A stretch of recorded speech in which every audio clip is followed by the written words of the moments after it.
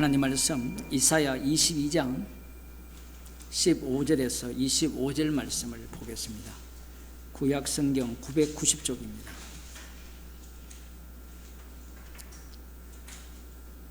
제가 읽어드리겠습니다. 주 만군의 여호와께서 가라사대 너는 가서 그 국고를 맡고 궁을 차지한 셈나를 보고 이르기를 네가 여기 무슨 관계가 있느냐, 여기 누가 있기에 여기서 너를 위하여 묘실을 팠느냐. 높은 곳에 자기를 위하여 묘실을 팠고 반석에 자기를 위하여 저수를 쪼아 내었도다. 나 여호와가 너를 단단히 속박하고 장사같이 맹렬히 던지되 정령이 너를 말아 싸서 공같이 광막한 지경에 던질 것이라. 주인의 집에 수치를 끼치는 너여, 네가 그곳에서 죽겠고 네 영광의 수레도 거기 있으리라.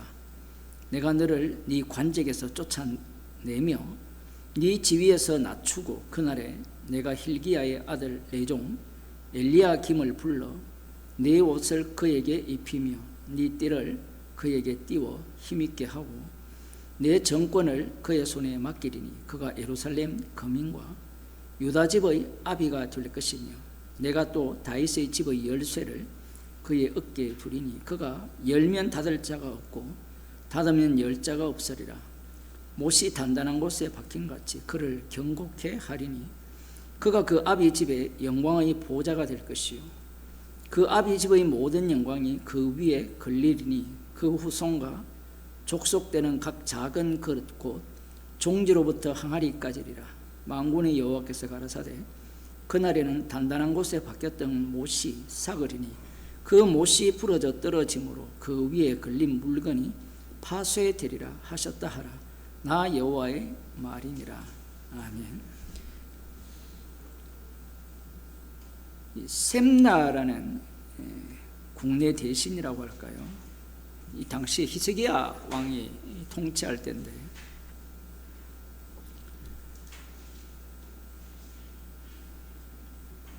왕 다음으로 가는 그 권력을 소유하고 있었고 그가 오만하고 교만하여서 자기 무덤, 자기 묘실을 왕들만 묻히는 곳에 팠다라는 식으로 말씀하고 있습니다.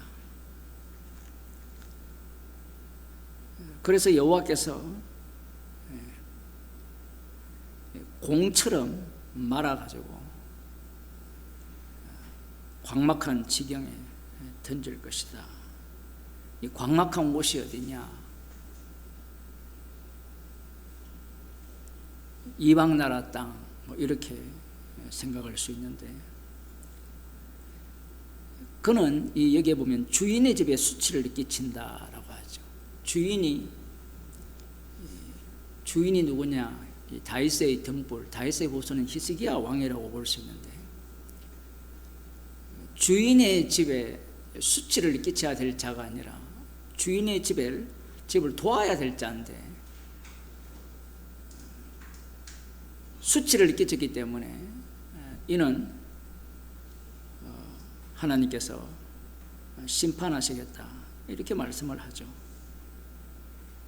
여기에서 우리들이 조금 생각해야 되는 게 무엇이냐면 이 다윗 언약은 힘을 중심으로 만들어진 언약이 아니에요.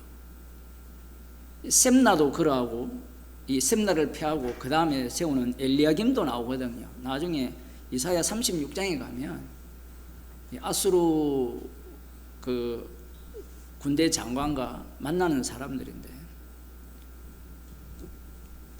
이스라엘이라는 나라는 권력을 갖고 그 권력을 갖고 행사하여서 억압하는 나라가 아니에요.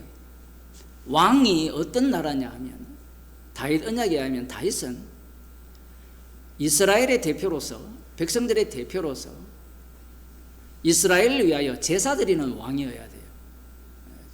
조금 더 달리 표현하면 희생물이 되어야 되는 게 왕이라는 겁니다. 조금 다르게 표현하면 기도하는 왕이죠. 근데 셈나와 이 셈나를 보게 되면 이러한 어떤 다윗 언약을 알지 못하고 자기가 왕다음으로 2인자가 되었기 때문에 권력을 행사하는 거예요. 예수님께서도 말씀하셨죠. 세상 나라는, 그 말씀이 얼마나 중요하냐면 그 세상 나라가 다윗 언약을 기다리는 나라예요. 세상 나라는 사람들 위에 군림하고 남으로부터 섬김을 받기를 원하잖아요. 그런데 예수님이 만드신 나라는 성결히 하고 대속물로 내어주는 나라예요. 이 셈나라는 이 국내 대신이라고 할까요? 2인자, 뭐 요셉으로 하면 총리 대신이라고 하죠. 실제로 왕은 이 어쨌든 명분으로 있다라고 치면 실권은 다 국고를 다 맡고 있으니까 강력한 힘을 소유할 수 있잖아요. 그러한 어떤 사고방식을 가진 자에 대해서 심판을 하시겠다. 그러면서 이 사람을 내리고 그 다음 엘리야김이라는 사람에게 그 위치를 이렇게 교체를 하겠다라고 하시면서 우리에게 상당히 익숙한 말씀을 합니다. 21절, 네 옷을 그에게 입히며 네 띠를 그에게 띄워 힘있게 하고 네 정권을 그의 손에 맡기리니 그가 예루살렘 거민과 유다집의 아비가 될 것이며. 사실 이게 예루살렘 거민과 유다집의 아비는 다윗이잖아요. 히스기야 왕이 되어야 되는데 그 왕이 어떠했는지는 나오지 않습니다. 우리가 볼 때는 히스기야가 대단한 왕처럼 나오잖아요. 전체는 나오지 않아요. 이걸 보게 되면 마치 왕권보다 더 위에 이런 사람들이 올라가서 권력을 행사한다는 느낌도 받고요. 셈나 같은 경우에는 엘리야김도 거의 뭐 여기에 보면 예루살렘 거민과 유다집의 아비가 된다라고까지 얘기를 하거든요. 그러니까 이 권세가 얼마나 막강한지를 말씀하시면서 이렇게 얘기합니다. 내가 또 다윗의 집의 열쇠를 그의 어깨에 두리니 그가 열면 닫을 자가 없고 닫으면 열 자가 없으리라. 이게 요한계시록 3장 7절에 나오는 말씀입니다. 요한계시록 3장 7절에 나오는 말씀을 여기에서 인용을 한 거예요. 자, 여기에서 이제 단단한 못으로 박힌 못같이 이렇게 만들겠다라고 하지만 25절에 또 갑자기 이렇게 말씀합니다. 만군의 여호와께서 가라사대 그날에는 단단한 곳에 박혔던 못이 사그리니 그 못이 부러져 떨어지므로 그 위에 걸린 물건이 파쇄되리라 하셨다 하라. 나 여호와의 말이니라. 그러니까 엘리야김도 영원하지 못하다라는 거예요. 영원하지 못하고 그것은 당연하죠. 왜? 왕들이 패해지고 포로로 잡혀가잖아요. 이러한 어떤 실제 사건을 갖고 하나님께서 장차 오실 예수 그리스도께서 하실 일을 보여주는데 상당히 특이한 지점은 이거죠. 요한계시록 3장 7절을 한번 봅시다.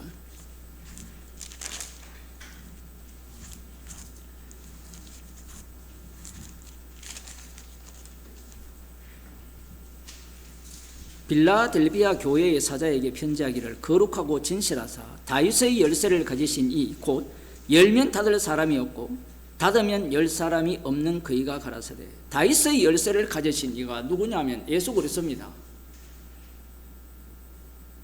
이걸 다르게 표현하면 다윗 언약의 성취자가 십자가에 못 박히신 예수 그리스도고요. 요한계시록으로 표현하면 이 죽임당한 어린 양이 다윗 언약의 성취자로서 이 다윗의 열쇠를 가지신입니다. 천국과 지옥의 열쇠를 죽임당한 어린 양이 가지셨죠. 엄부의 권세가 이기지 못한다, 천국의 열쇠를 내게 준다 했을 때 그 베드로에게 하신 그 말씀의 그 본 내용이 지금 예수님 자신에 관한 이야기입니다. 그런데 여기에서 우리가 주목해야 될 부분, 이 이사야 22장에 나오는 그 엘리야김이 다윗의 집의 열쇠를 그의 어깨에 둔다라고 하셨잖아요. 상당히 특이하잖아요. 왕이 열어야 되잖아요. 왕이 주도권을 갖고 있어야 되는데 다윗의 집의 열쇠를 그의 어깨에 둔 거예요. 엘리야김에. 그러면 다윗 언약의 성취자는 지금 다윗의 집에 다윗의 열쇠를 가지신 이는 어떤 의미를 갖느냐면 본래 이 다윗의 열쇠를 갖고 행세할 분은 다윗의 자손으로 오실 다윗이에요. 그게 예언된 건데 지금 예수님은 어떻게 오셨어요? 성령에 의해서 잉태되어서 오셨어요.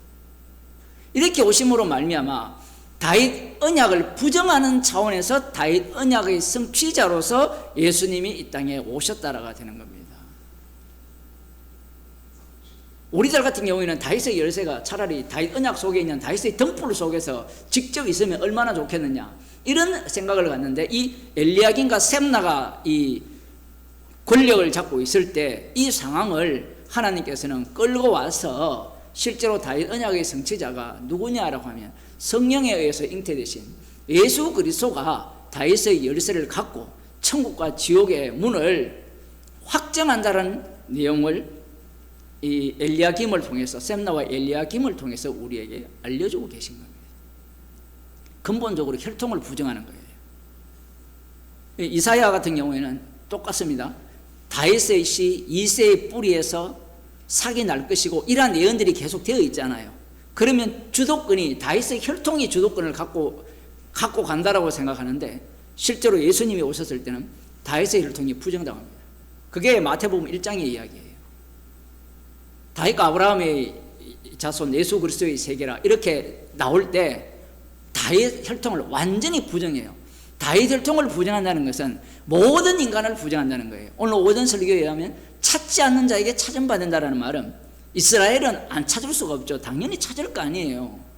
찾는데 그 찾음이 누구를 거부합니까? 지가 찾았으니까 찾아오신 분을 거부하죠. 마태복음 19장 얘기를 더 하면 부자 청년이 예수님을 찾아왔잖아요. 찾아왔으면 그 찾아옴이 예수님 쪽에서는 예수님이 찾아옴이 돼요. 찾아옴이 되는데, 문제는 자신이 찾아왔으니까 자기가 거부합니다. 이것이 이 다윗의 집의 열쇠를 그의 어깨에 둔다라는 의미예요. 유대인들 입장에서는 계속해서 자기들이 중심이잖아요. 우리는 구원받을 것이다. 우리의 아버지는 하나님일 것이다. 지금도 그렇게 믿고 있잖아요. 그런데 더 흥미로운 것은 이방인들이 그걸 더 잘 믿고 있다는 거예요. 유대인들이 돌아올 거야 그러면서 이스라엘이 돌아올 거야. 최종적으로는 우리가 예루살렘으로 돌아갈 거야. 감람산에 메시아가 올 거야. 그런 사고방식을 그들이 갖고 있는 겁니다.